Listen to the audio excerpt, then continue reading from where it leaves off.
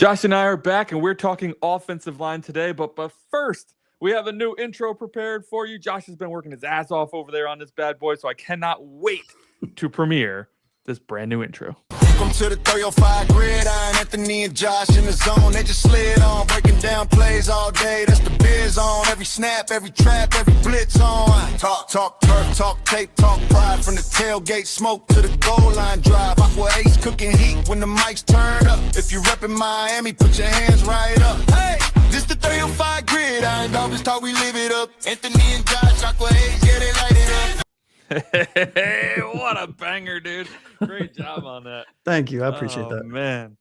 Welcome back to the 305 Gridiron, everybody. Hopefully you enjoyed that. I know Josh is still tweaking it. He's ever the perfectionist over there. So expect that won't be perfect until the season starts, probably. But, man, that is awesome. Love it. I know we have a bunch of new stuff coming, Josh, because we want to try to change things up every season, make it fresh, make it new. So we have a lot of stuff that we're working on here in the off season, but also still getting you at least one show a week. And on today's show, we are talking about the offensive line, specifically spotlighting the offensive line. We're going to have a show dedicated to camp battles, but this position room here may be the most interesting one when it comes to camp battles. They have Salyer and Half have regularly said that they are going to pick the top 5 guys, right? Personally, I think there's only 2 guys locked into that. Now, Kaden, you could say Kaden Proctor is because he's the first, 12th overall pick, and he very much should be locked in. But, let's say he's not for a second. We have Patrick Paul at left tackle and Aaron Brewer at center. They just paid Brewer a butt ton of money. Nobody's replacing him. So he's at center. Patrick Paul, I just can't imagine. If Proctor comes in and beats out Paul for left tackle, okay. I'd be shocked, but okay. And then the right side's wide open, which that's what we're going to talk about a lot today. But before we do, Josh, how the heck are you doing, man? I haven't talked to you in a week. I was away. Yeah. Incommunicado. So this is our first time really chatting in over a week. Yeah. I kind of forgot that you were going on vacation. I was like, dude, I was talking to Jess. I was like, I haven't heard from Anthony in what feels like 6 months, but it's only really been 4 or 5 days. Cause you and I talk so often. We do. Right? Yeah. I mean, multiple times a day. And it was just weird. But once you reminded me that you're on vacation, I was thrilled for you. And things are great, man. Work is crazy as always, but we're hitting the grindstone hard with all of the podcasts and stuff. And, really excited to see how some of this stuff shakes out specifically on the offensive line. Yeah, man. When I finally got your text, I was 7 or 8 texts in a row. I was like, oh shit, he definitely forgot I was on vacation. I sure did. I just thought you were really busy with the kid, Nope, I was in the Atlantic Ocean on my way to Bermuda with my cell phone turned off essentially. So good problem to have. Yeah, it was a great problem to have. Good time. We didn't bring the kiddo either, so it was kind of a nice little break. Yeah. And it got to enjoy some beautiful weather and a beautiful island and a cruise ship and all that fun stuff. And now we're back and we're talking Miami Dolphins football, which is to me is just as exciting, man. Yeah, absolutely. And quick shout out to Team USA in the World Cup for winning their first match. Dominated. 4-1, outstanding. As everyone on this podcast that's a regular listener, even a newer listener knows, I'm a huge soccer fan, as you can tell. Fun fact, they were playing the game on the main TV on the cruise ship. So I walked by it quite a few times to check in on the score. Yeah, they were up 3-0 the last I saw it, and then Holly said they won 4-1 because she had cell service and I didn't. Yeah, it was an insane game. Just wanted to give them a shout out, just in case they watched the show. Also, shout out to the New York Knicks. I live up in New York, and the Knicks haven't won the NBA championship in a very long time. I couldn't care less about basketball, if I'm being honest. But if you're a Knicks fan, congratulations. 53 years since you won a championship. That's a long-ass time. It's been 52 years, by the way, since Miami won a championship. So we know exactly what it feels like. Yeah, as a Miami Heat fan, gross that they won it, but I am happy for the fan base. I can tell you, I'm shocked because I don't follow basketball at all. So then when I saw a bunch of people on the cruise ship because it sailed out of New York. They're all wearing Knicks gear. I'm like, what the hell's happening? I was like, are the Knicks good this year? What's going on? Yeah. And then I opened the itinerary. They give you an itinerary on a cruise ship, and it's Game 1 NBA Finals Knicks Spurs. I was like, holy shit, the Knicks are in the finals. Yeah, they are, and they dismantled the Spurs. Yeah, 4-1, 4 games to 1. Yeah, and they had no. I mean, I'm going to be honest with you. They had no reason on paper to win this game. or to win the series. And they were just the better team all around. It was what a fun time. And then the Stanley Cup was won the next night. Yep, by Montreal Canadiens, I think. No, Carolina Hurricanes. Carolina Hurricanes. Fun fact: as somebody that lives in Connecticut, one of my colleagues, good friends that I work with, reminded me they used to be the Whalers, which was the Hartford Whalers. Yeah, God, that was a while ago. Yeah. So, if you ever want to just go down a rabbit hole and waste a bunch of time, go look at the history of hockey teams because those teams changed so much.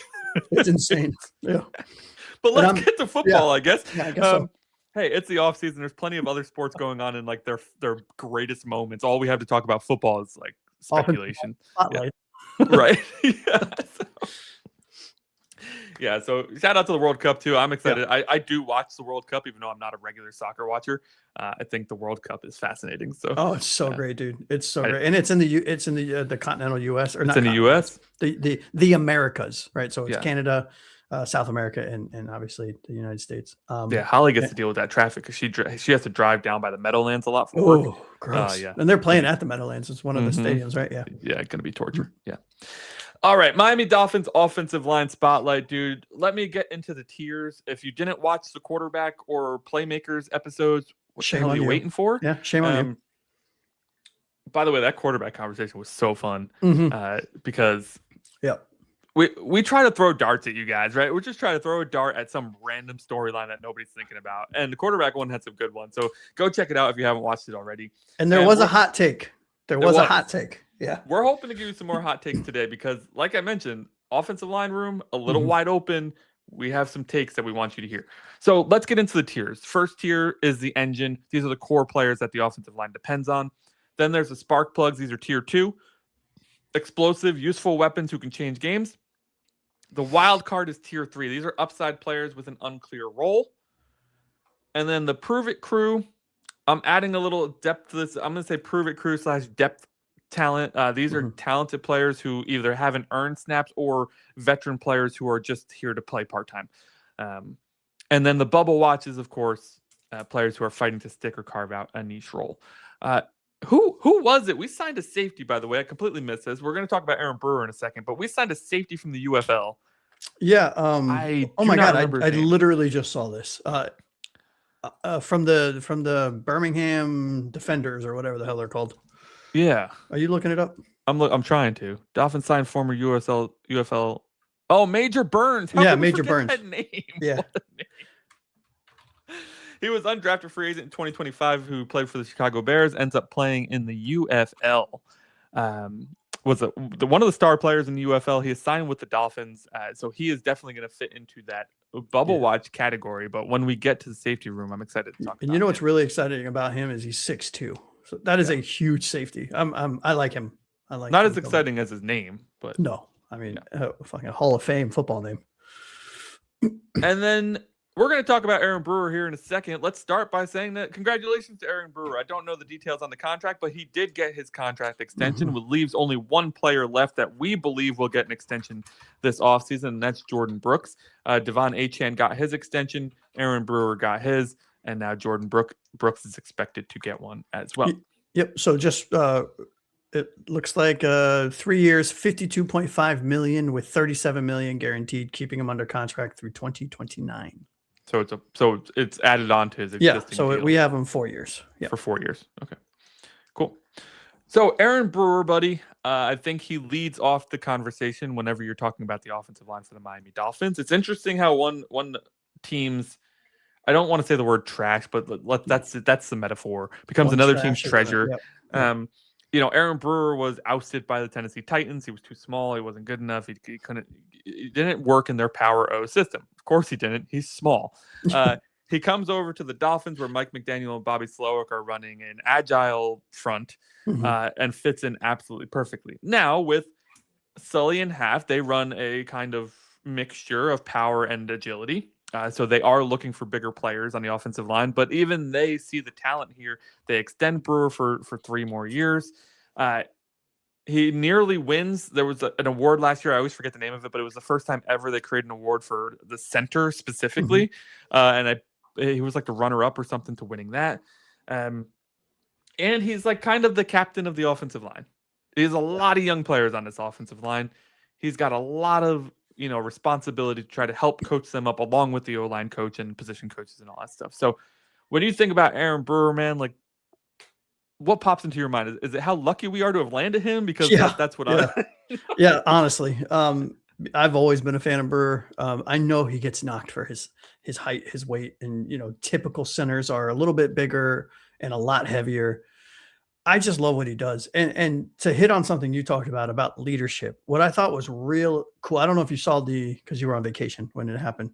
I don't know if you saw the video of him when he signed his contract. He did not have his family with him in the videos that he had his family with the photos. He had Kaden Proctor, Patrick Paul, and I think it might have been Austin Jackson. I can't remember. With him, like hanging out with him while he signed his contract, when he was doing the "Hey Dolphin fan, just wanted to thank you guys for the contract." Like his boys, the people he leads across the offensive line were there to celebrate with him, which I thought was such a cool touch. Yeah. And it came out that it wasn't staged, that this was just the guys being there to support their captain. So that was cool. And, when it comes to when you talk about these players, we tend to go, okay, what are the pros? What are the cons? Right. Mm-hmm. And for me, the pros, when you watch him play, it's his obvious quickness, but it's not just his speed, given, the size and his athleticism, but it's the way he uses his speed. It's the angles he takes. It's the reach blocks he wins. It's the second level movement. Once he gets past the initial line of scrimmage, getting into the second tier to help block for the running backs, to help block for the lead block for the, on the screens or on the screens or whatever it is. He does it all. And he does it all with quiet confidence is how I always, when I talk about him to other players, he's a lunch pail kind of guy, right? Yeah. He just comes to work. He doesn't make mistakes. And if he does, they're very few and far in between. And he just comes and will put you in the ground. And then you see him as a center who's a little on the slider side and a little bit on the short side. I mean, compared to us, he's a massive human being, right? But there was a game last year. I cannot for the life of me remember what game it was and what player it was, but he literally picked him up and fucking just WWE slammed the guy into the ground and just walked over him to get another block to bust HN for like a 50-something yard touchdown. Yeah. And I just love the way he plays this game. I love the way he approaches it. Power, if you want to talk about negatives, power can be an issue at times, given his size and given the players he's going against. But there really isn't a negative with Brewer, in my opinion. Yeah, I mean, there's building blocks on the team, and he's one of them, right? He's one of the three, I would say, that they identified as building blocks, which is really funny because we talked about that when it happened, when Sully made that comment and didn't mention Waddle, and we're like, that's interesting. Yeah. And now Waddle's no longer here. But he did mention Aaron Brewer, Devon Achane, and Jordan Brooks. That's how we kind of know that those are the three guys that are going to get contract extensions. And Brewer is just we've been struggling at center since Pouncey retired, right? Yeah. And even the last year or so of Pouncey's career, he was so hurt. He was so banged up. He wasn't up to par, right? And now Brewer comes in off a free agent contract, no less, and just shows up and puts out, I don't even remember who the competition was in training camp that year. He wasn't talked about being the starter, that's for sure. And yeah, I can't remember. For him to be here now is one of the building blocks of a rebuilding team that's been completely gutted by bad contracts and all that other stuff. It's just what a growth line bar for him, right? It's just see that line chart going. Woof. Yeah, I mean it's crazy, and what's crazy is he gets better every year. If you go back and watch the first year with Miami to the second year, there was a huge jump, and then so on and so on and so on. And it was Connor Williams, and who was good, he was good. Pretty good, yeah. He got hurt or something, right? Well, he went to another team and got hurt. No, he got hurt. Or was it with us? He tore his ACL in 2023, I believe. And then Brewer took over and just never relinquished it. And then Connor was trying to come back from it. We were going to move him to guard because that's where he played in Dallas. And then we ended up trading him, or he asked for a release or whatever it was. Something like that. So I think we differ a little bit on tiers because I think we talked about this in the last episodes. You kind of tier them based on context of relational to the Miami Dolphins. Right. Whereas I kind of tier them based on how good of a player are they. Right. Yeah, fair. And so I only have one engine on the offensive line, and that's Aaron Brewer, but you have three. I do. Let's talk about our left tackle first, and then we'll get into the rookie. You have Patrick Paul as an engine, a core player the offense depends on. I think he's almost there for me. Right now, I have him as a spark plug. He's going into year 3. This is the breakout year for him, I believe. So I think he's right on that line for me. He now has a righty quarterback, which is nice. Yeah. He's protecting the blind side now. He has gotten better every single year. He's had Teron Armstead, who still lives in Miami, as his mentor, training him in the offseason, who was, as we know, future Hall of Famer.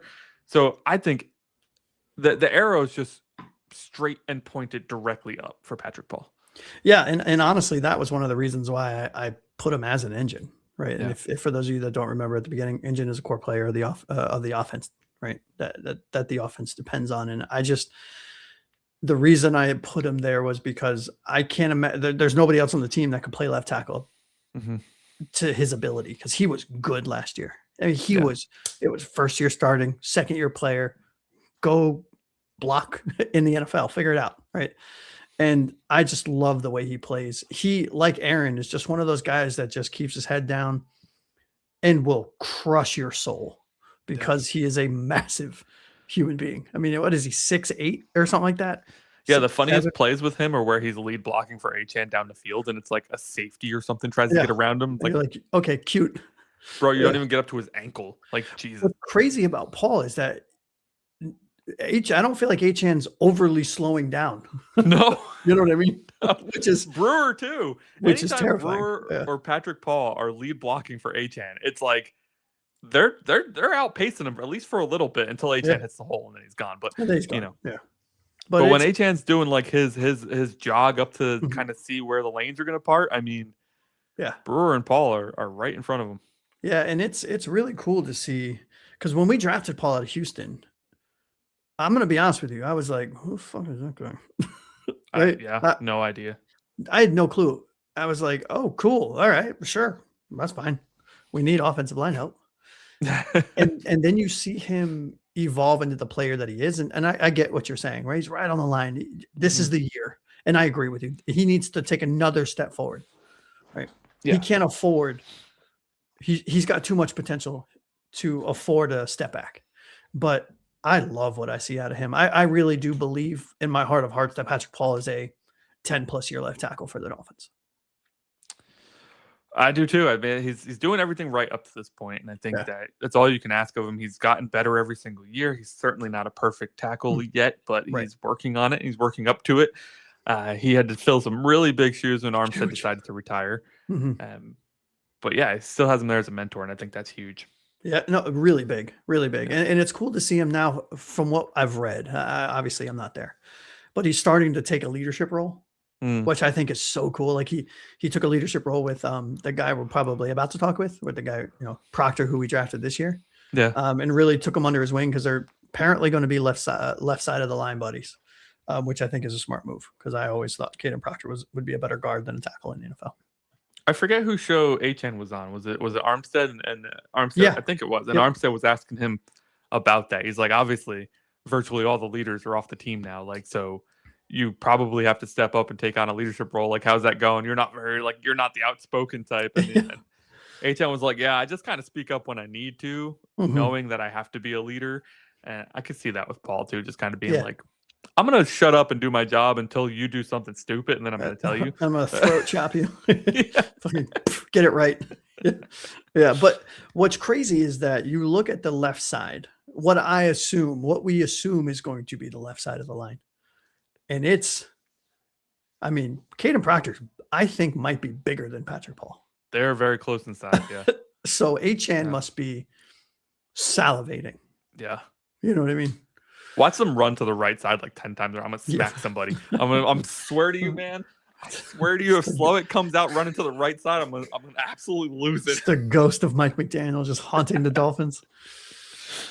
Oh man, so let's talk about Kadyn Proctor. Yeah. 12th overall pick. We obviously had the 11th pick. We traded back one with Dallas. They moved up, got Caleb Downs, of course, the safety. We moved back one, got Kadyn Proctor, the offensive line. It was a bit of a surprise pick, but it depends on which analyst you were looking at, because guys like McShay and Joel Klatt had said that they heard that the Browns were interested in Proctor at 6. Browns, of course, ended up going with Fano instead. But Kadyn Proctor comes in, a mammoth of a dude, like you said, almost as big as Patrick Paul. He is expected to slide in at left guard initially here, and they're going to probably test him all over the offensive line. I've been hearing more and more conversations and interviews that the whole switching sides of the line isn't as big of a deal anymore. Now, this depends very greatly on which coach you're talking to. Because some coaches don't believe it's a thing. I think it was the 49ers they were talking to. They were like, yeah, it doesn't matter anymore. Just play whichever side. I am so against that. So I'm interested to see what they do. I mean, we have quite a few guys who played every position, right? So, like, I'm not going to be surprised to see the depth pieces move, but I think they will lock the starting 5 into 5 positions and let them get really good at those positions, right? And for me, Kadyn Proctor at left guard makes the most sense, unless he's just so much better than Austin Jackson at right tackle, like right off the bat, right? Yeah.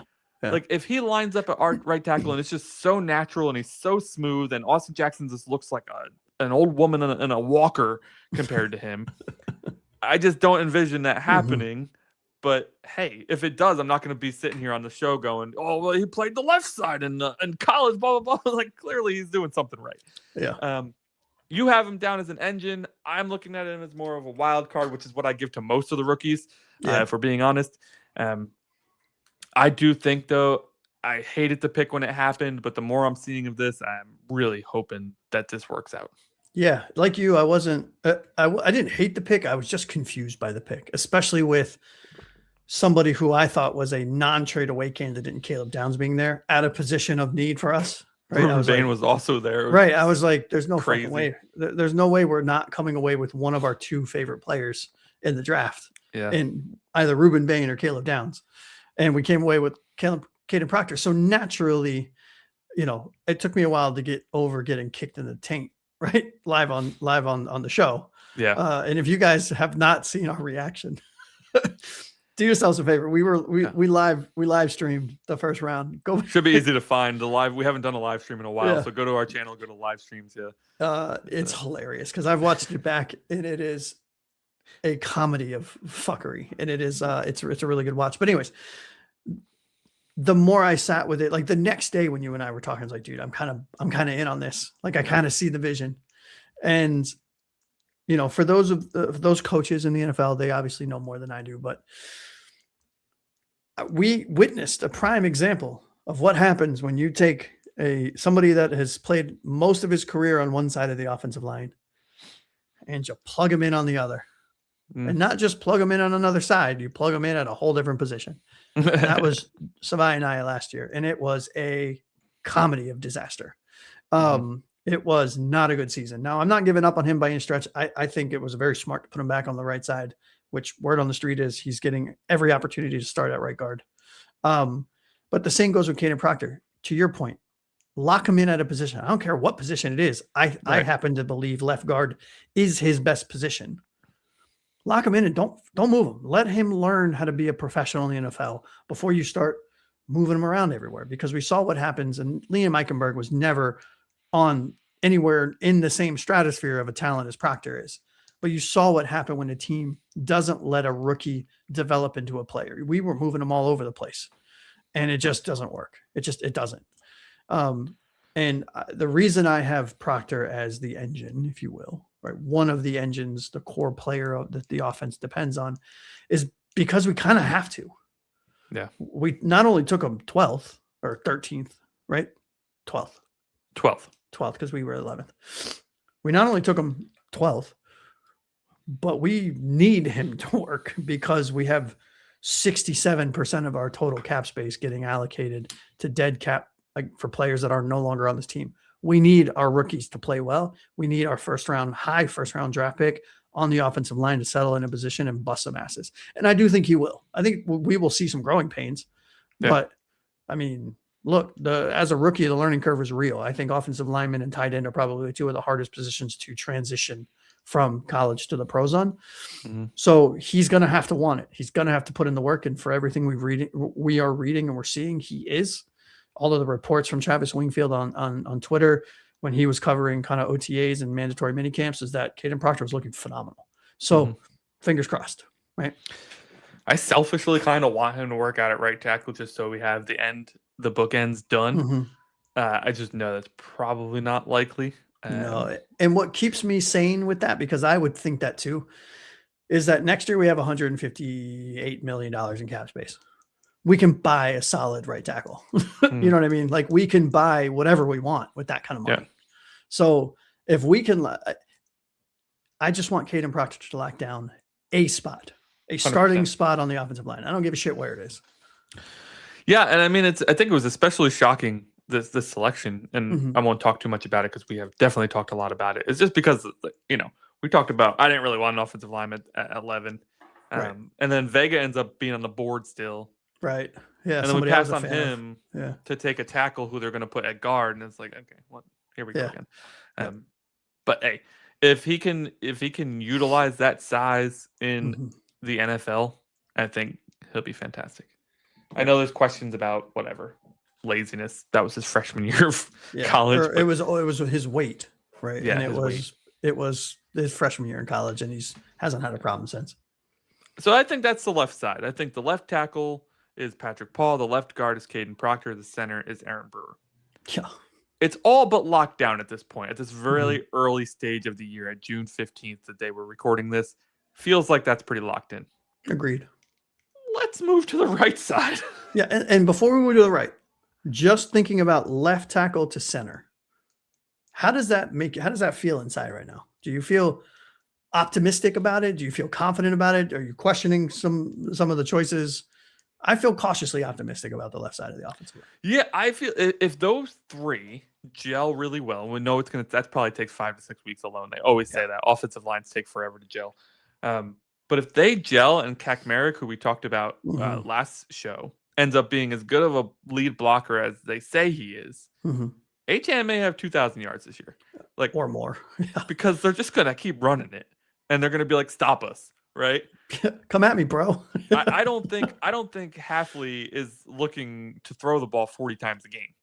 No, I think he'd like to run the ball 30 a game. Yeah, and some of those will be Malik Willis too. Yeah. I think Malik is going to have a surprisingly good amount of rushing yards. Yeah, I think we'll be surprised by the Gordon Wright mix in as well. Yeah. All right. Oh, never mind. We're not here to talk about running backs. I heard a crazy stat the other day that really was interesting. That Achane only ran, I think, 2% of third downs. Wow. Last year. Well, because they kept running Gordon into the back of the offensive line that had no push. Yeah. And that's where the cautious optimism comes in, right? Because 3 of these 5 starters are returning to an offensive line who couldn't very regularly got destroyed on 1 yard possessions.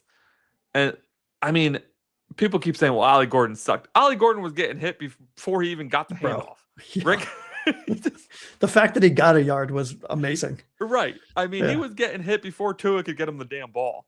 Yep. And so that still worries me, because if the guards don't work out, if Proctor has mega growing pains, if Savvy's move to the right doesn't pan out, we're going to face the same issues as we did last year, because the running game runs through the guards, man. Yep. And if we don't have good push up there, then it's going to be a lot of screen passes just out of necessity. It's going to look like Mike McDaniel all over again. We're going to be drafted number 1 overall if that's the case. Many people have us there already. Don't worry. Yeah. Hey, I saw somebody the other day, non-related to the Miami Dolphins, completely separate channel, had us going 7-10. So shout out to whoever that was. Hey, all right. Thank you so much for the confidence. I don't know where it came from, but pass the Dutch, man. Pass the Dutch. Let's get to the right side. Yeah. The returning veteran, the last man standing from the 2020 NFL draft by the Miami Dolphins, Austin Jackson, one of 3 first-round picks that year. And yes, we've mentioned that every episode. And yes, we're going to continue because it's an one. epic fail of a draft when you have 3 first-round picks and 2 of them aren't on the team anymore after just 5 years. Yeah, it's who had Austin Jackson being the last sole survivor on their bingo card? Nobody. Austin Jackson has had one good season with us, one very good season, I should say, where he actually convinced us that he was good again. Mm-hmm. Then he followed it up with nonsense. It's a guy who can't stay on the field, a guy who, when he plays hurt, it really affects him. He's not a guy who can play through an injury. He's really bad at it. And when he's healthy, he's a very good right tackle. But it's such a huge if. Yeah, right. It's such a huge if as to whether or not he's going to be healthy. So, like, that's the thing, man. He's got to be healthy to win a spot, right? I don't know where his health is right now, but, like, the other guys we're going to talk about, Salyer, Savanniah, Heck, Campbell, they're all going to be out there fighting for this position. And, Austin, you don't get the benefit of the doubt when you got a new crew coming in. Right.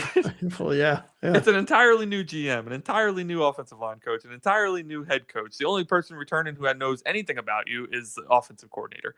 And you were injured for half of the season that he was here. So I am hoping that he works out, but also I'm kind of little bit of me is hoping somebody else takes this position by the reins and we can finally get rid of him. We can definitely get something for him in a trade. I'm just like, the Austin Jackson era to me is I'm beyond it at this point. Yeah, and absolute worst case scenario in air quotes. I don't know. I mean, he won't survive into next season. I don't believe. I doubt it. Right. I mean, I think if we cut him this offseason or this next offseason, I think we can save a shitload of money. So, yeah, Austin Jackson is just a mixed bag of question marks. Right. Yeah. Because it's frustrating because, like we just alluded to, when he's healthy, you see it, you get it. I don't think he's a top 10 right tackle in the league. No, when healthy. Obviously, I'm not talking about the whole body. I'm talking very healthy. When healthy. Yeah, I think he's average, but average is all we need. Really. Right. Exactly. I think he's slightly above average when he's fully healthy. But the problem is always, like we alluded to, always with Austin is when healthy. Yeah. Because he never is. I think he's averaged. I saw this the other day. I can't remember exactly what it is, but it was like he averages 5.5 games a season or something like that. 6.5 games a season. I mean, that's just not good enough. And I get it. These are big bodied human beings playing a very violent sport. Injuries are going to happen. I understand that. But I also believe in something called the injury bug. And I also believe in when your players are prone to getting injuries. Specific injuries become easier to get a second, third, fourth, fifth of said injury, depending on what it is. And Austin Jackson, it seems like every year that goes by, it's easier for him to re-injure something that healed. And it's a shame because, to your point, we invested. When we get him somewhere in the 20s? I think. He was in the 20s somewhere. So I don't know exactly what it was, but you want to keep him on the team, right? He's got starting experience. He's athletic. He's big. He's fast. He's strong. The problem is what it always is. He just can't stay healthy. He started 12 games his rookie year, 16 games his sophomore season. Then he only played 2 in 2022. Played another 16-game season in 2023. 8 in 2024, 6 in 2025. So only 14 games over the last 2 seasons. Mm-hmm. I wonder what that averages out to. Not that we want to do live It's 60 starts over 6 seasons, so 10 games a year. Okay. But it's a very peaks and valleys. Yeah. But I mean, if you put that into context, 10 games a season and a 17-game season is just under 60%, right? Yeah. I mean, that's not good enough. Yeah. His most snaps in a year was 1,097 in 2021, his second year in the league. Mm-hmm. He has been moved around. He is one of the ones who has suffered from being moved around. He started left tackle his rookie year, left guard his second year, right tackle his third year, right tackle, right tackle, right tackle. So he's been a right tackle since 2022. but that was his third position from when he was drafted and moved around and, yada, yada, yada. That's why I think so many of us Dolphins fans were hopeful that, okay, after the 2023 season, I think it was, or 2023 season, it's like, okay, he's stuck at right tackle. Like, this is where he's going to shine. Yeah. And then 14 games over the next 2 years is it's not good enough. Not great. Nope. So let's look at who his competition is. Jamaree Salyer comes in from the LA Chargers. He came in. He, in his opening interview that they do, they do a little phone interview now. Yep. He said that he decided to come to Miami because Hafley and Sully told him that he would absolutely he would be involved in the competition to start. Sure. He would have the opportunity to start. So looking at right guard and right tackle for Salyer, he's played all 5 positions, I believe, or at least 4. Everything but 4 center. Positions. So Salyer comes in with a lot of experience. Just the talent level is the big question mark here. Like, you couldn't start on what some would call a pretty rough offensive line out in LA every year. I feel like they're talking about how Justin Herbert's getting destroyed behind that line. So he comes over from that line. So I'm curious to see what your thoughts are. Where do you think he actually ends up? Does he end up being our Brunskill from last year, or does he actually earn a starting spot? I can't imagine. I mean, barring injury. Yeah. I mean, that's the giant asterisk in the room. I think if all things are equal and everybody's healthy, I think Jamaree Salyer is a candidate for 6th offensive lineman of the year because, to your point, he can play every position except for center. And we don't need him to play center, but he can play all positions well enough, right? I don't think he's a star or even an above average starter at any position.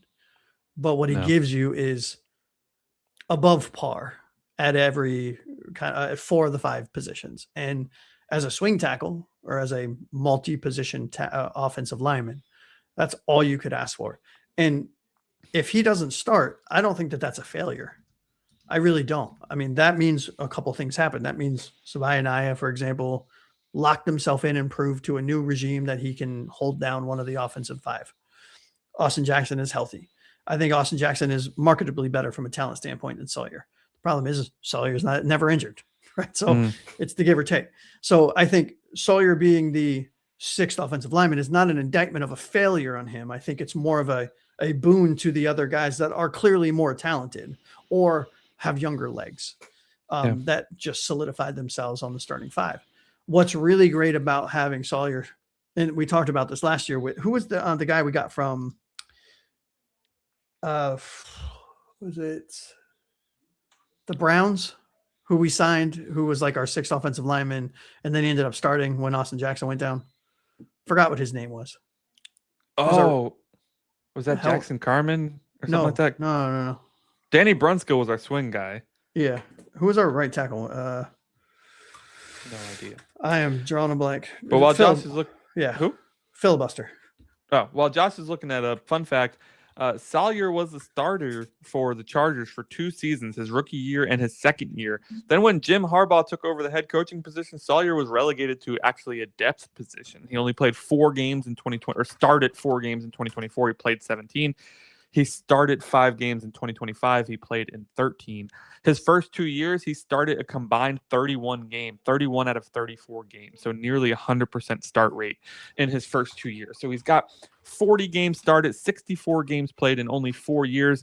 If you forgot for a second, Austin Jackson has played for 6 years and has only played in 61 games. So he's already played in more games than Austin Jackson in 2 fewer seasons, which is pretty crazy.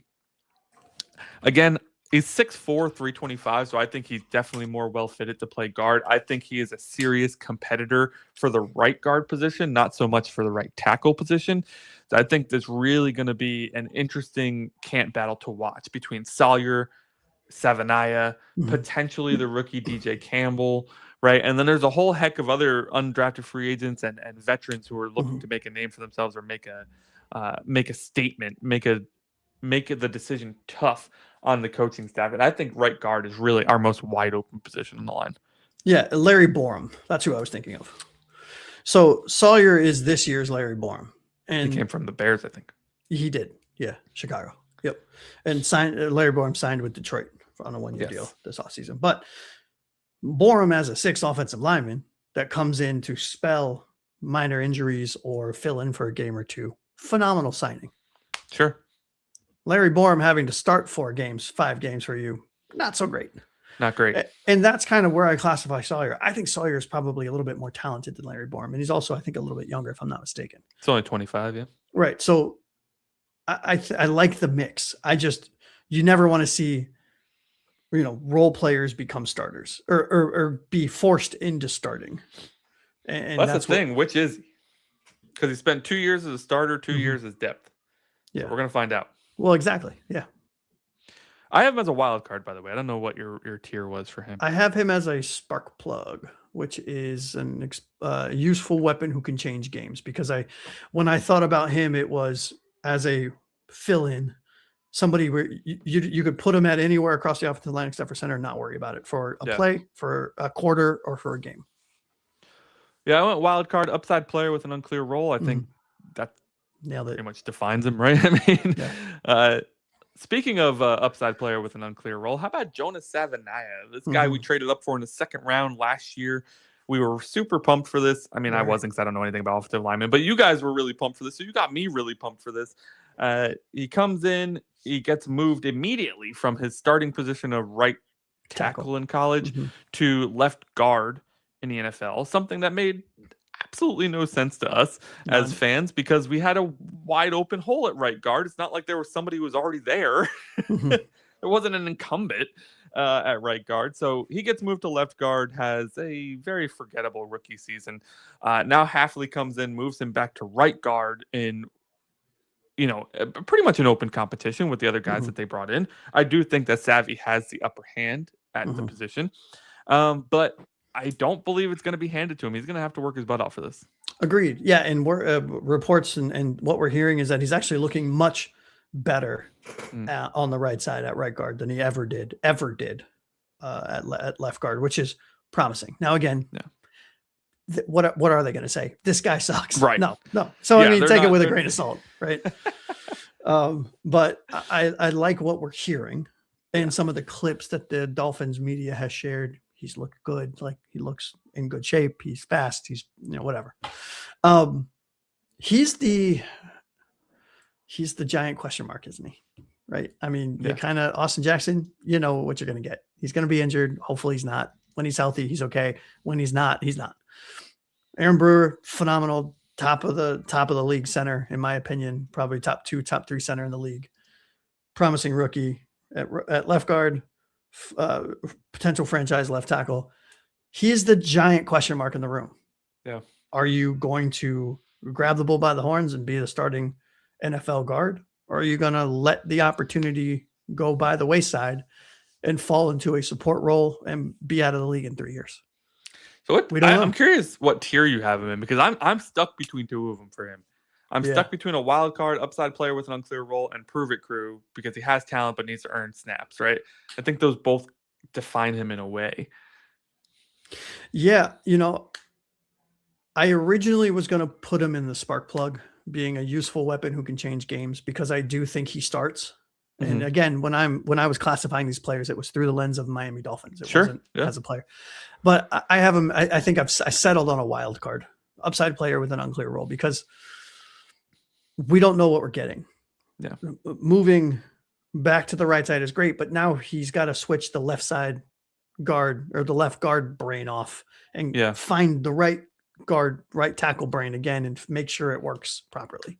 And that's just a lot of question marks for a younger player. I'm not saying he can't do it. I hope he does it. But there we are. We'll see. Yeah. Hey, speaking of upside, we have the Prove It crew coming up next. We have a rookie offensive guard we picked in the 6th round. It goes by the name DJ Campbell out of Texas Longhorns, I believe their name is. And then we have a man who has been on our team for, I believe, 2 years now. Is a lot of fans who have confidence in him, despite him not really playing that much. I think it's just when we do see him, he does pretty well, and that's Andrew Meyer backing up Aaron Brewer. So let's start off with DJ Campbell, man. Like, where do you think he ultimately ends up, and what do you want to see out of him? Yeah, I don't know. I go through waves with DJ Campbell because I liked what I saw coming out of Texas. He played at a big program. He was a relatively successful offensive lineman at a big program in big moments. I just don't know what to expect, right? Which is expected from a 6th, 7th round rookie, right? You don't 6th know. round, yeah. You have no idea. Right. He's big, he's powerful, he has the physicality and the physical makeup that you want a guard or probably an offensive guard, if I had to guess, or insert smallish tackle. The question is, can he refine his skills? Can he settle into a position and learn? Or is he going to be a kind of a Swiss Army knife type offensive lineman for his career? That is not an indictment on him. A negative look. If a 5th, 6th, or 7th round rookie can make a team, that is a banger of a year already, right? Can he contribute is the real question. Or are you just going to be a big break class in case of emergency type player? You know, I think if he makes the final 53, I think he's got a good chance to do that. I have him on the website listed as a man who plays with good size and physicality in the run game. And the 6th position to run the ball is open, right? I don't know that he's going to be a swing guy because I don't know if he has the agility to do that, but he certainly has the power and the strength to do so. And this is the most interesting part about our offensive line this year is it's going to be a mix of power and agility. And we're going to have power guys who can't run a lick and guys who run really well who can't block that well. And not just blocking, but they're not as physical. So it's going to be a real mishmash of offensive linemen this year. I'm pretty pumped to see how it all works out. Yeah, I think absolute worst case scenario, he's a practice squad player. Best case scenario, he's probably the 7th offensive lineman, 7th, 8th offensive lineman. Because I do think this year we're going to see us carry more offensive linemen than we're used to. I could see us carrying up to maybe 8 or even 9. Well, we have to carry a guy to fill in for Jackson when he ultimately gets hurt. Right. 10 plays into the first game. So. Exactly. Yeah. And let's talk a little bit Andrew Meyer. I think I have to look him up to confirm how long he's been playing with us, but I do know that he's a high upside backup center, which is something nice to have behind Aaron Brewer. I know Aaron Brewer's been a bit of an Iron Man, never misses a game, but shit happens in the NFL. It's good to have decent depth behind him. Yeah, I think as long as we're putting him in positions to succeed, Andrew Meyer shines. And he shined for us in the limited playing time when he did have to fill in at center and or at guard, because he does have center guard flexibility, which I think is another reason why Andrew Meyer will, at least I'm calling my shot, will make this team. I'm a huge fan of Andrew Meyer. I don't necessarily know if right now, and I kind of pose that as a hypothetical, he's not a starter in any way, shape, or form. But as a 7th offensive lineman, God forbid one of the guards or Aaron Brewer goes down for a game or two, he'll fill in admirably. He's got a really nice snap motion. If you watch his under center snap motion, it's really clean. And he's got a little nasty streak to him. We saw that last year I think when he was playing, or maybe it was the year before, I can't remember. But I remember it popping off the screen and I was like kind of pleasantly shocked that there was some nastiness to him, because coming in you're like, who the fuck is this guy? He looks like a giant teddy bear. Yeah. It really doesn't really look like he could punish anybody, but hey, he's into his 3rd year now, undrafted free agent out of UTEP. What was that, 2024, something like that? Yep. So undrafted May and he was signed as a free agent May 10th, 2024.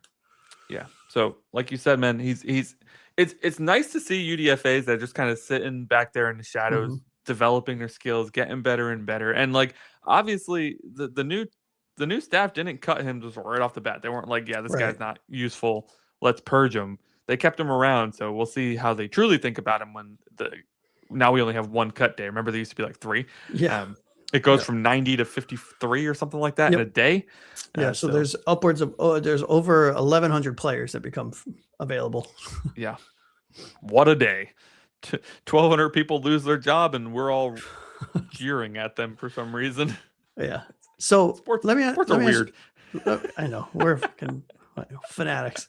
Let me ask you a question. So we've talked about 9 players so far. We've talked Aaron Brewer, Kadyn Proctor, Patrick Paul, Austin Jackson, Salyer, Savanniah, DJ Campbell, Andrew Meyer. Do That's 8. and is that 8? I can't count. Is that 8? 8. Yeah. Okay, we've talked about 8 so far. Excuse me. I personally think all 8 of these players make the team. Do you think that there's a chance that anyone from the bubble watch, which we'll talk about here in a moment, make this team? Now, I'm talking about the initial 53. I'm not talking about us moving DJ Campbell to practice squad because somebody cuts an offensive lineman, a veteran offensive lineman that we sign on the waiver wire. I mean, fresh day 153. Do these 8 players make it? Yeah, I think so. I think because we have some veterans who have a lot of play time at various positions, and these guys love versatility. So DJ Campbell's coming in, just haven't played guard, right? There's not a lot of versatility there. So they probably will, to your point, they probably will try to stash him on the practice squad. And Andrew Meyer is a third-year UDFA with no ties to this leadership team. So we don't really know what's going to happen there. So these are the perfect people to be kind of like watching their ass for their job, right? And Keon Smith has been around the program for a few years now, so he's got a lot of talent. Then you got Charlie Heck, who they brought in, another 6'8" monster who has some good playing time on the field already, right? So like those 2 guys to me stand out as veterans who could potentially make the back half of the team just as quality, versatile depth pieces. Yeah. But then if you listen to some Dolphins fans, there's some UDFAs that they really love. Jim Boniface, Kevin Klein, right? Like we got Marcus Cox, Josh Preeb, Carter Warren. Like throw a dart. You'll find a Dolphins fan who likes one of these other guys. Yeah, I like Boniface. Right. See, there's my dart. Good center honestly, at Iowa State. Boniface and Klein are the ones I hear the most about. That's the most buzz I see on the interwebs. Is around those 2, but I'm not counting anybody out, man. We haven't even really, I don't think we're in training camp yet, right? So we've had rookie mini camp, we've had voluntary mini camp. Training camp starts up here soon, I believe. Yeah, a couple weeks. So we'll know a lot more at the end of training camp. Right now, I think that if we keep 8, those last 2 spots are wide open. I think 6 are locked in and the 2 are open. Now, how many do you think we actually carry? 8 or 9? Like if you had to put some serious money on it, 7, 8, 9 offensive linemen, what do you think we carry? I know it's super hard right now, but yeah, I've always been a fan of carrying more, but that's just my personal preference. I don't know how many they're going to carry. I'm going to stick at a safe number of 8. Yeah, and I think we carry 9 offensive linemen because if we didn't have to worry about Austin Jackson missing potentially 7 to 9 games, I think we would carry 8. But I think we do carry. Well, I should say that's what I would carry, like you say. Yeah. Because I don't know if they view Kaczmarek as a offensive lineman in a way. Certainly he could line up at O-line, tight end, and fullback. So he is right. So maybe a Swiss Army knife. Maybe that's how they justify because of his elite blocking, which I do believe coming out of college, Kaczmarek is an elite blocker already. Can't do much of anything else, but he can block his ass off. I think that might make us able to only have to hold 8 instead of 9 offensive linemen. I think that's exactly it. It's going to be where there are 4 tight ends who really stood out and we want to keep, or where there are only 3 and then we can slide in an extra offensive lineman. Yeah, I like that. That makes sense. Right. And I think those are the conversations that they're realistically having. They have about 25 people they know automatically are like, yeah, you're definitely on the roster. Yeah. Like they have 25 they know are on the roster, 25 they know aren't going to be on the roster. Right. So they already got 50 people accounted for. Yeah. That leaves 40 left that they have to figure out what they have to do juggling with, right? And those are the conversations I always look forward to the most on Hard Knocks. I know Hard Knocks starts covering like entire divisions now. I haven't watched it since they started doing that because neither have I. It just doesn't. It's not as fun. But I always watch to see those conversations between like the whole room of coaches talking about who do we want to keep? What did you like about this guy? What did you not like? Where do you see him playing? Like those convos, we often overlook those as just fans because that's the least insight we get is those little convos there. Yeah, I see. Hard Knocks has let me down 2 years in a row, or not 2 years, two times in my life, and I just can't get put. The 2 times they've covered Miami, once with Jake Long, and that whole era, and then the Mike McDaniel era, and I don't know, man. I thought the McDaniel one wasn't bad. The first one was awful. We had the most boring head coach in the history of head coaches. R.I.P. by the way, but yeah, that was Tony, right? No, I don't think it was. I think it was Philbin. I think it was Philbin. Ugh, yuck. Which was like No. why would you choose Miami when they had Philbin as the head coach? It made no sense. Look it up. Okay. So we have DJ Campbell, Andrew Meyer, guys who we think are on the Prove It crew. The Bubble Watch, we have Keon Smith, Jim Boniface, Charlie Heck, Kevin Klein, Marcus Cox, Josh Priebe, and Carter Warren. Let's for a second take out. It was Joe What? Philbin. It was Joe It was Philbin. Joe Philbin. Yuck. Let's for a second take out Marcus Cox, Josh Priebe, and Carter Warren. I truly think these are camp buddies. Mhm. Looking at Keon Smith, Jim Boniface, Charlie Heck, and Kevin Klein, who do you like the most out of these guys, and who is the highest chance of making the first round of cuts?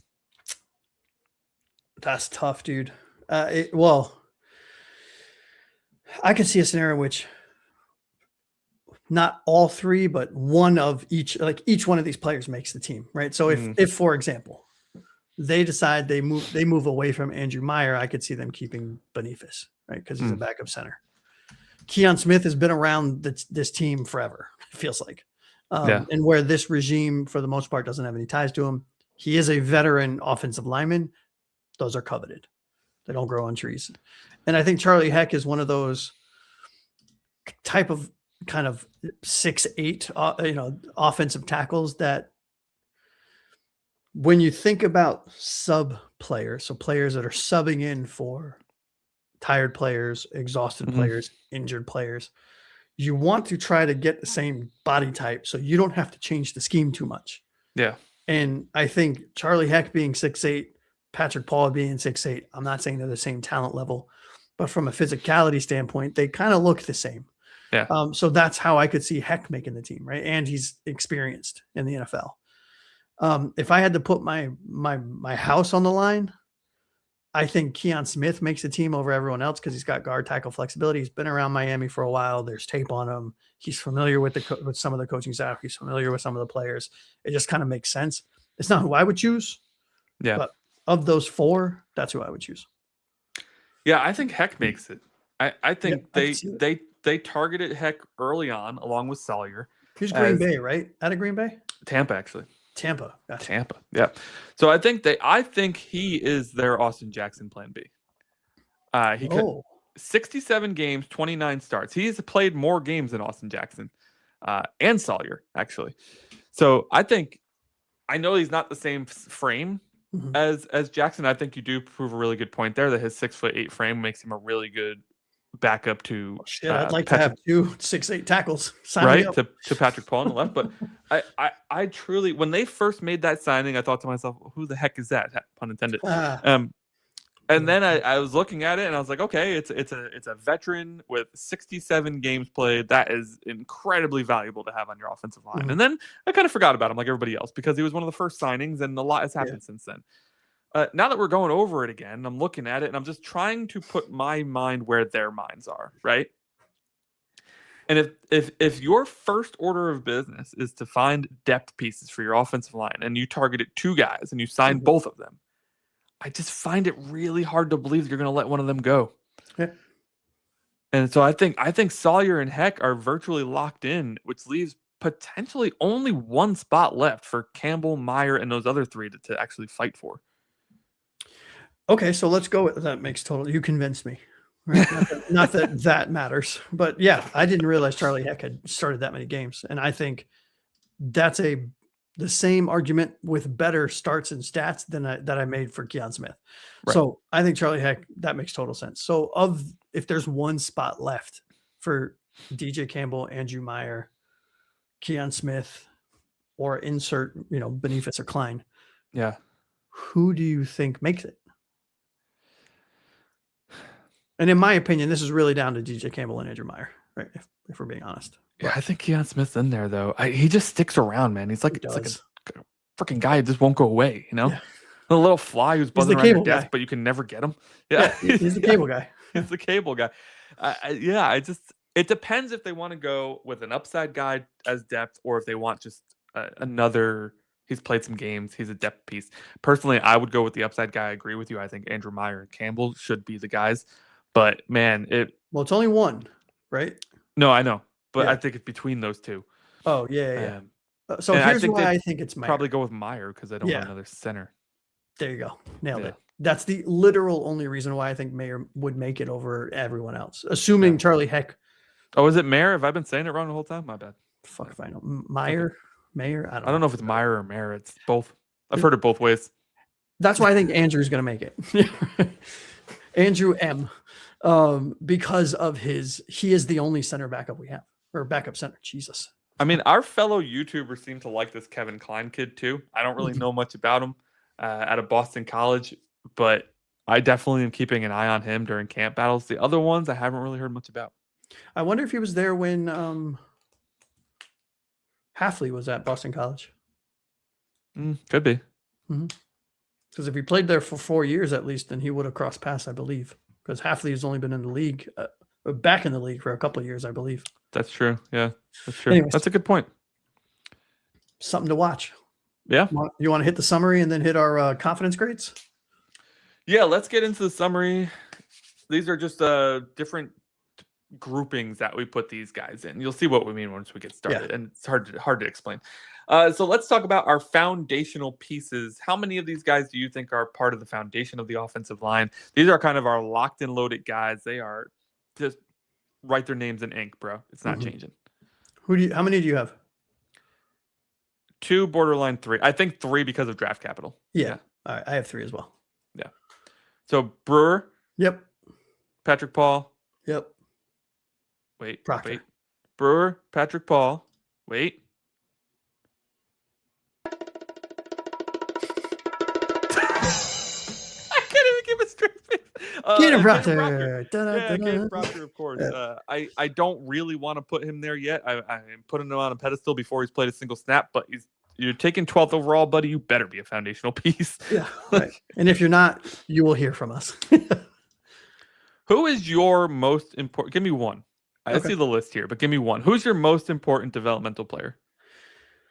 It's a toss-up between 2. I'm going to take the easy road and say Jonah Savanniah, because I was so elated when we traded up for him. You remember? Yes, I do. Right? Yeah. I mean, you said it. I talked you into getting excited about him, and then I shit the bed. We were doing the Fins forecast at the time, and hey, shout out Fins forecast. I was the least excited for that pick out of the 4 of us. Yep. I was elated with the pick, mainly because we needed severe offensive line help, but because I really liked him on the right as a right guard. Yeah. He's finally at right guard. So I think if he can develop, it's having a solidified right guard and hopefully left guard with Proctor just transforms this team. You know what I mean? Yeah, I mean, I would have said the same thing. I think Kaden Proctor is the other one. The guards, right? Like the guard position is so important to what we're going to try to do on offense that these two need to be locked and loaded. They need to be ready to go. So I think their development, especially in the offseason and the preseason, like I am going to be so glued to preseason football this year. Like in the past, I've barely paid attention. Even with the Dolphins, I don't care. There's about 35 guys out there whose names I don't even know. But this year, I am going to be so glued to the preseason because I want to know what the hell happens with this offensive line. Yeah, I want to see who's getting run over by a 4th-string defensive edge rusher, right? And you know that some of these young guys, Proctor, Savanniah, are gonna play some snaps. It's not like Aaron Brewer who's going to go out. Aaron Brewer is going to go out for 5 snaps. Yeah. And then come off, go hang out on the bench, right? I'm loving the trend. Last year we saw it even more. Starters playing in preseason, man. Yeah, like because get ready, dude. We saw when they first implemented the 3 preseason games and then a bye week between the season start. Like how that first year that they did it and they kept the same preseason schedule, just playing all the backups. The first 2 weeks of NFL football was nearly unwatchable. It was horrible. It was horrible. So bad. Yeah. So like the fact that they're getting guys out there, we're seeing, we're seeing Josh Allen out there with the Bills, Aaron Rodgers out there, 40-something years old playing in the preseason. Like we're going back to what it used to be, whereas the preseason is a primer to the season. The starters are getting in there, they're getting some work done. You're getting your body used to getting hit. I'm so pumped for it. Me too. August football is back, man. Yeah, baby. Let's go. All right, who is your most interesting swing player? Yeah, this was down to 2 players for me, but I went with Jamaree Salyer because I do think his best role on this team is emergency pilot 6, if you will. Yeah, I would have said Salyer too, so I'm going to go with Charlie Heck. I think those two were Yeah. brought in to be depth pieces, and Mhm. and they're going to do that. I think if Campbell can show more athleticism, I think, than he has in college. He Mhm. wore 2 knee braces, so I don't really know how much he's going to be showing. Yeah, I'm not gonna lie to you. I fucking love lots of offensive linemen that have 2 knee braces on. I just think it looks so. But he ain't gnarly. running around the edge though. No, that's fine. Just be big. Who's your? This one's pretty easy. Who's your biggest health dependent contributor? Austin Jackson. I think everyone and their mother would agree with that. Yeah, yeah, Austin Jackson for sure. I would say if Aaron Brewer gets hurt, we're in some trouble. Yeah. His health dependency is extremely important to us. He just hasn't been injury prone like Austin Jackson has. Going into the training camp, let's not say the season yet, because I'm sure we're going to talk about these positions before the season as well. Who's your biggest question mark, or what is your biggest question mark on the offensive line heading into training camp? Yeah, it's just the right side stability. Mm-hmm. Right now in this moment, I don't really care who starts. Yeah. I don't care what names are written down. Whoever those 2 players are, I just hope there is stability. I hope they stay healthy, and I hope there's continuity with Aaron Brewer and the quarterback and the running back, because we just haven't had it.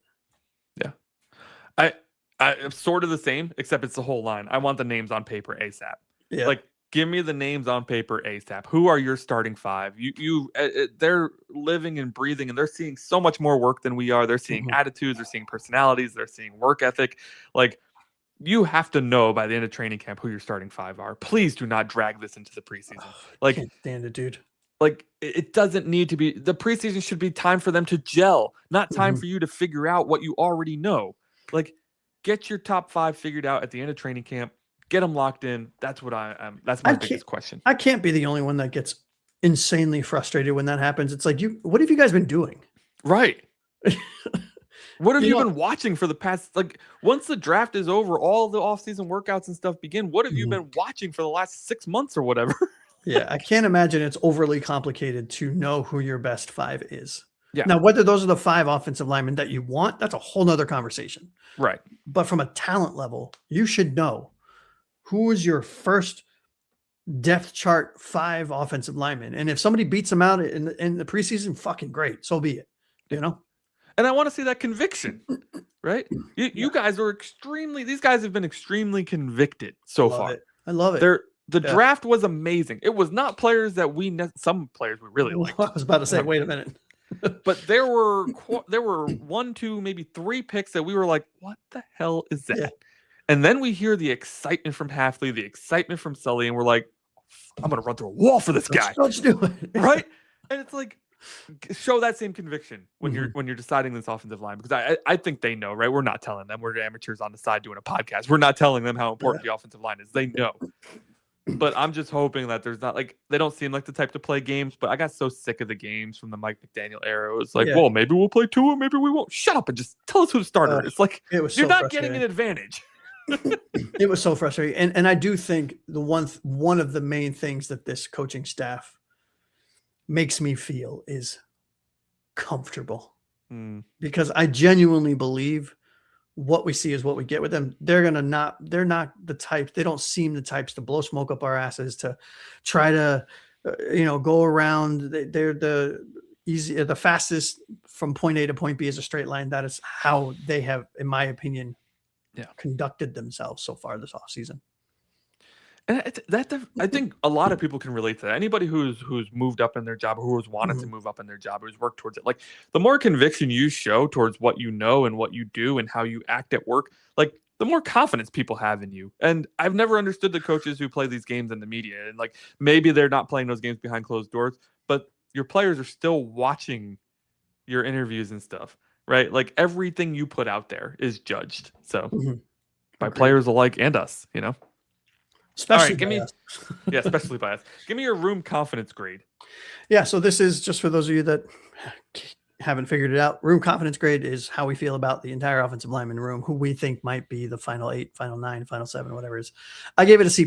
I think this is with the potential to crawl into a low B, depending on how it goes early on. I think this is one of the better collection of talented players and the mix of young and vets and talent and size. And it's the best mix we've had in, I mean, am I crazy to say close to a decade? Yeah.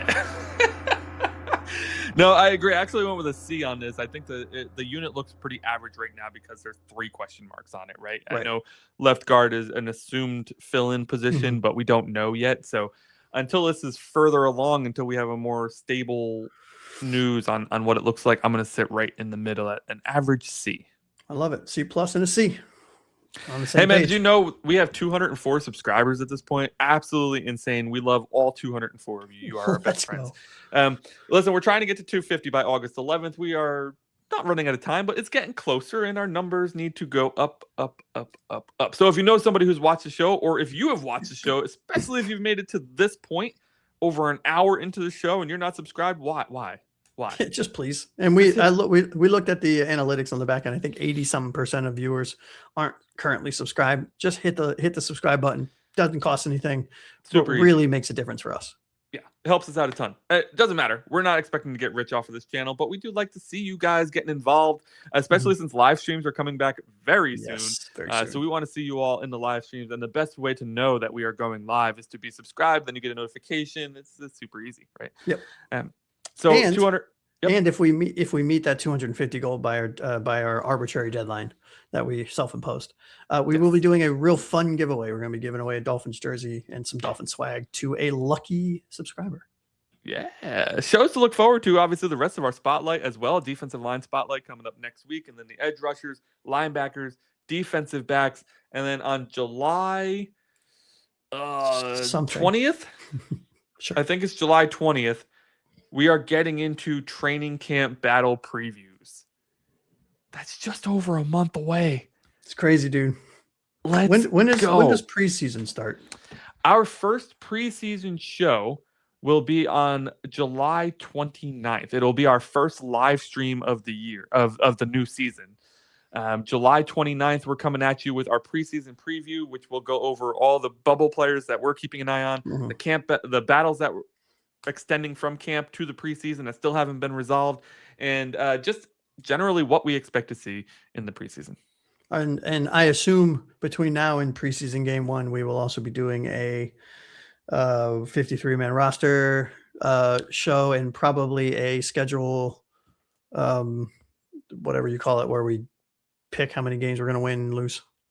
Yeah, so that's all the way in August. We were waiting till the very last second so we have as much information as we possibly can. We have our season or our roster predictions August 31st.